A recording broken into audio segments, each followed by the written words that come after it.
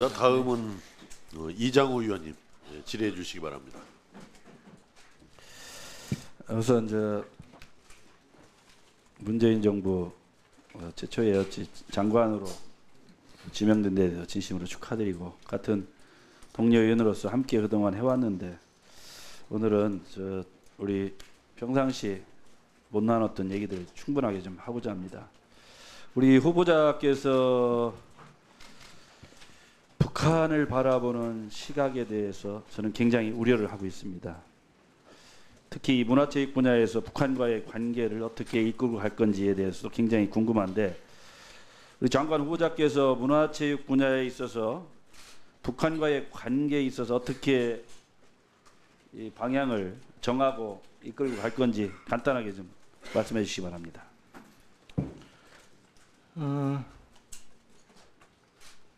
체육 분야의 교류 이런 것들 지금 눈앞에 두고 있어서요. 뭐지, 태권도 대회라든가 또 역도 대회라든가 뭐 이런 것들과 관련해서는 교류가 계속 많아졌으면 좋겠다.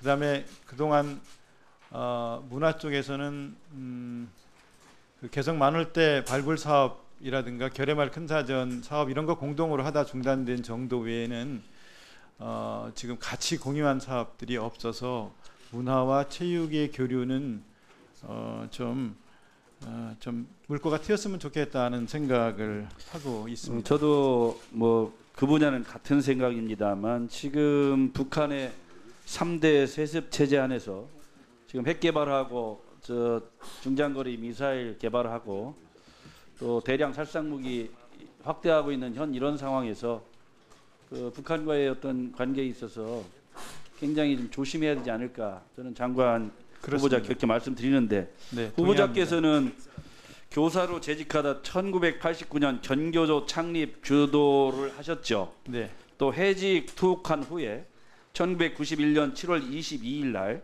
인민군 출신의 이 빨치산 비전향 장기수 김영태 희갑잔치에 참여했었죠. 이유가 뭡니까? 비전향 장기수 김영삼 정부 때 빨치산 비전향 장기수 김영태 회갑의 잔치에 갔었죠. 네. 그러니까 한 이유가 회갑 뭡니까? 잔치에 갔었냐고 물으셨는데요. 네. 그때 김영삼 정부가 장기수들을 북에 송환하는 그런 시기였습니다. 그래서 북에 송환을 앞두고 있던 분이에요. 그러니까 감옥을 다 살고 나오고 그리고 한 30년씩 장기수로 살고 난 뒤에 북으로 송환되어 가는 분이었어요. 그분 마지막 식사 대접을 하는 자리를 충북 지역 시민 사회단체가 자리를 한 적이 있는데요. 거기에 식사 자리에 참여한 적이 있습니다. 저는 유독 인민군 출신의 빨치산 비전향 장기수 회갑연에 갔다 하는데 굉장히 의아심을 갖고 있습니다. 또 하나는 소설 임꺽정의 저자가 홍명희시죠? 예, 그렇습니다. 해방 이후에 북으로 가가지고 북에서 내가 구수상했죠. 그렇습니다. 홍명희 문화재 추진하는데 굉장히 노력 많이 하셨죠. 그렇습니다. 이유가 뭡니까? 그분은 소설가입니다. 저희가 그 문학제를 한 것은 그분이 쓴 소설 임꺽정, SBS 드라마로도 방영된 바 있는 그 임꺽정 관련한 학술 행사 그리고 문학 행사. 저는 물론 이런 것들을 주로 문학과 관련해서 그런 뭐 의견이라고 보고 있습니다만, 네.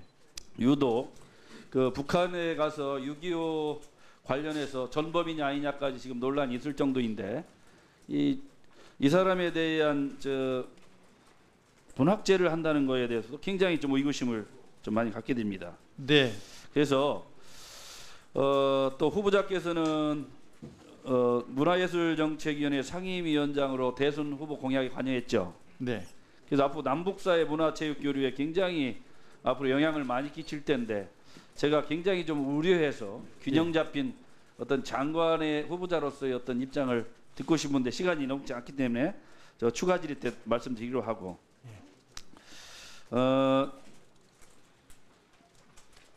그리고 후보자께서는요, 민족문학 작가의 부의사 징직을 염유했죠. 예. 그런데 민족문학작가에서 국가보안법 폐지를 요구했었던 문학단체 맞죠? 그건 잘 모르겠습니다. 아니 우리 부의사장 하셨는데 모릅니까? 저 국가보안법 폐지를 주장했었는데 그러면 지금 장관 후보자 입장에서 국가보안법 폐지에 대해서는 어떻게 생각합니까? 그거는 저는 그냥 무조건 찬성을 하진 않고요. 국가보안법에 대해서는 저지난 정권에서도 이 논의 때문에 굉장히 문제가 많았었고 논란이 많았었기 때문에 신중해야 된다고 생각합니다. 그러면 2005년도 6.15 남북 공동선언 실천을 위한 민족문학작가대회에 참가해가지고 네. 강정구 전 동국대 교수가 6.25 전쟁은 민족 해방 전쟁이라는 발언으로 파문을 일으켰었는데 그때 이 강 씨가 했던 말에 대해서 지지를 하는 성명을 발표한 적 있죠? 모르겠습니다. 아니 저 모르겠다고 하시면 됩니까? 저 민족문학작가의 중심적 역할 부의사장직이었는데. 아니, 제가 강정구 교수를 지지하거나 그런 발언에 그러면 찬성을 기억이 하지 잘 안 않습니다. 나신다고 하니까 그건 네. 저 추후에 묻기로 하고. 예. 그럼 6.25 전쟁이 민족 해방 전쟁이라는 이 강정규 교수의 발언에 대해서 어떻게 생각합니까? 동의하지 않습니다. 동의하지 않죠? 네. 다음은요. 이 문화 권력과 관련해서 말씀드리겠습니다. 노무현 정부 5년 동안 저 문화 권력 시스템과 관련해서 균형 잡힌 문화 정책을 했다고 봅니까? 안 했다고 봅니까? 균형 잡힌 문화 정책을 하려고 노력했다고 알고 있습니다. 제가 볼 때는요. 예술을 집권층의 생각을 강요하고 전파를 도구로 강력하게 사용한 게 노무현 정부입니다. 지원금과 기관을 장악해 갖고 노골적이고 편파적으로 돈과 조직을 좌파 문화 권력에 집중했습니다. 이것이 바로 이 문화예술단체의 편가르기가 시작됐다고 봅니다. 좀 시간이 많지 않기 때문에 제가 추가적으로 자세한 참여정부의 이 편가르기, 문화예술 정책에 대한 지원, 인사 여기에 대해서 말씀을 드릴 테니까 장관께서는 앞으로 장관 후보자가 장관이 됐을 때 이런 편파적인 인사, 그리고 예산 지원 이런 것들은 어떻게 균형을 잡아야겠다는 말씀을 상세하게 좀 해주시기 바랍니다. 지금 드릴까요? 아니면 이따가? 아니 이따 저 추가 시간이 없기 때문에 추가 질의 때 상세하게 좀 말씀드릴게요. 네, 그렇게 하겠습니다.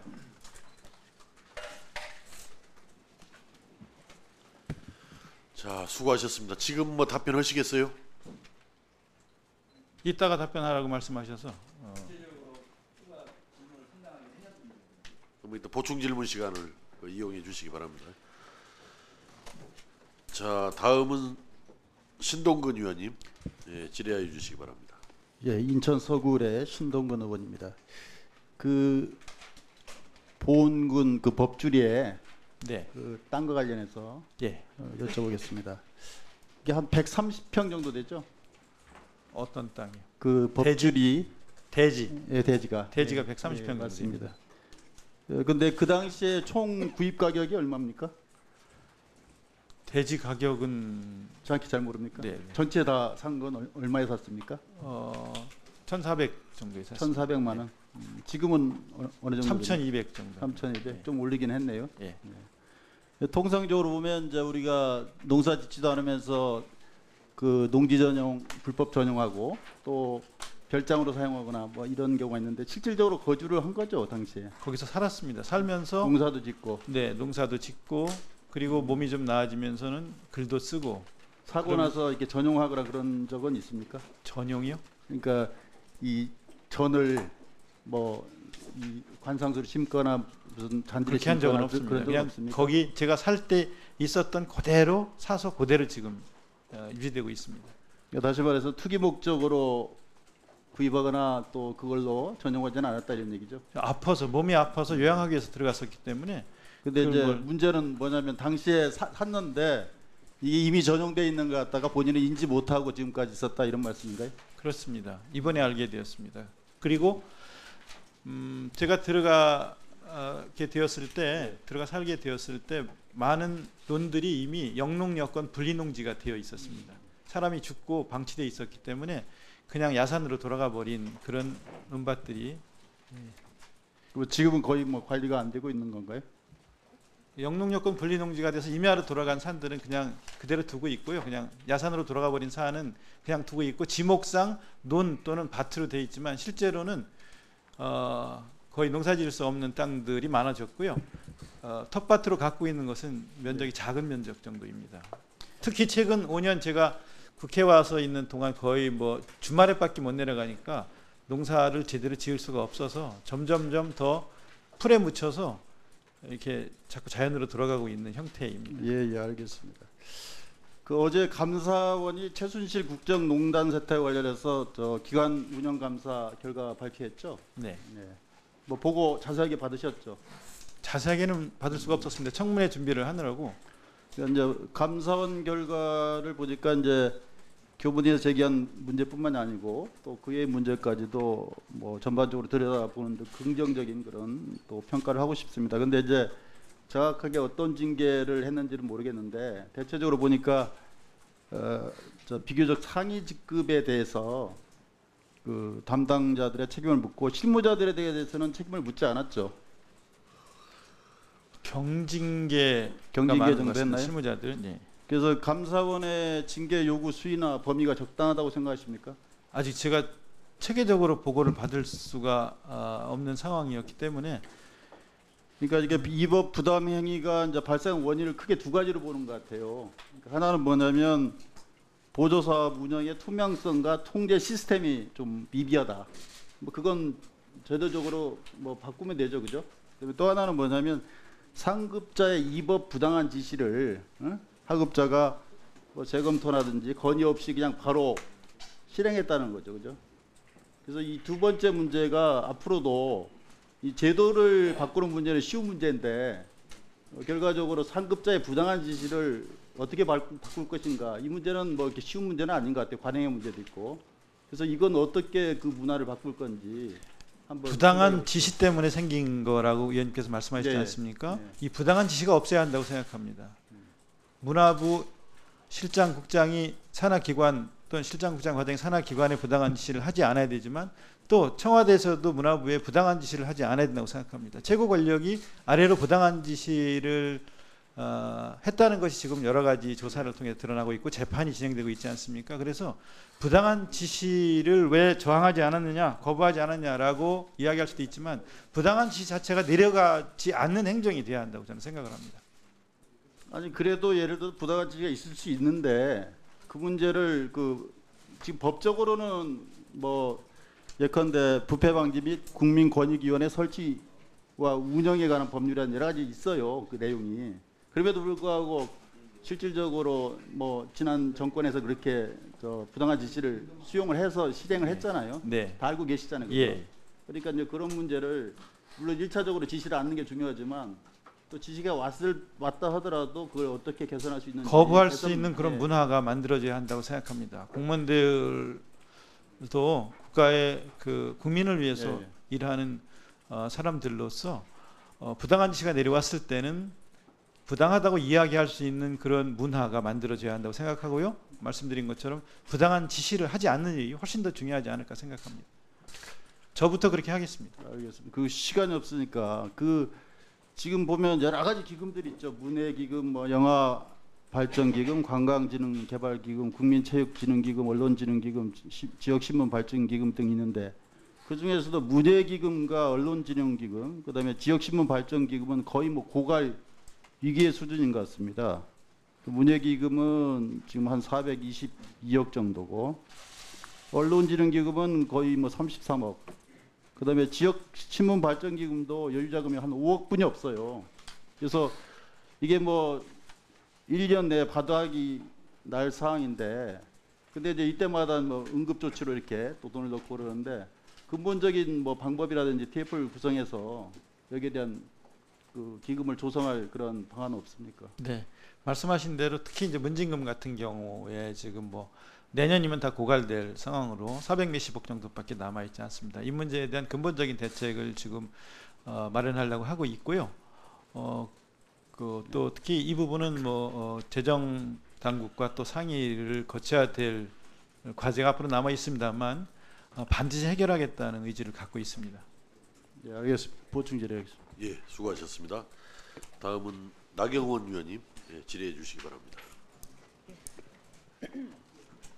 안녕하십니까, 나경원입니다. 먼저 도종환 장관 후보자께 축하의 말씀을 드립니다. 근데 사실 지금 이제 야당 의원으로서 또 어떻게 보면 국민의 한 사람으로서 대통령께서 80% 이상의 높은 지지율을 받고 계시는데 지금 이제 인사가 진행될수록 80% 대통령이 아니라 40% 대통령을 자임하시는 것 아닌가 하는 그런 걱정이 매우 들고 있습니다. 대통령께서 협치와 뭐 이런 것을 강조하시고 엊그저께 국회 와서 연설을 하시고 또 야당 의원석까지 오셔서 악수를 청하시고 또 저희도 예를 갖추어서 대통령께 악수를 하고 했습니다. 그래서 저희는 사실은 야당과 국민들이 주장하는 이번 인사의 문제점, 특히 5대 인사 원칙을 지금 허물어뜨린 것에 대한 유감의 표시를 명확하게 좀 하실 거라고 기대를 했고 거기에 맞추어서 철회할 인사들은 철회해 주기를 기대했습니다. 그러나 이런 저희의 기대와 맞지 않은 부분에 대해서 매우 유감을 표명한다는 말씀을 먼저 드리면서 후보자에 대한 질의를 하도록 하겠습니다. 촛불 정신의 핵심이 뭐라고 생각하십니까? 민주주의, 아래로부터 수렴되는 민주주의. 민주주의란 말씀을 하셨는데 맞다고 생각을 합니다. 촛불 정신의 핵심은 보수는 무조건 괴멸되라, 우파는 괴멸되라 이런 거라기보다는 정말 촛불 시민 중에서 선량한 촛불 시민들의 생각은 제도로서의 민주주의, 절차로서의 민주주의, 형식적 민주주의가 파괴된 것에 대해서 분개했고 또 그렇기 때문에 더욱 성숙된 민주주의 국가를 원하는 거였습니다. 그런 의미에서 저는 새로 들어온 정부의 임무는 매우 막중하다고 생각을 합니다.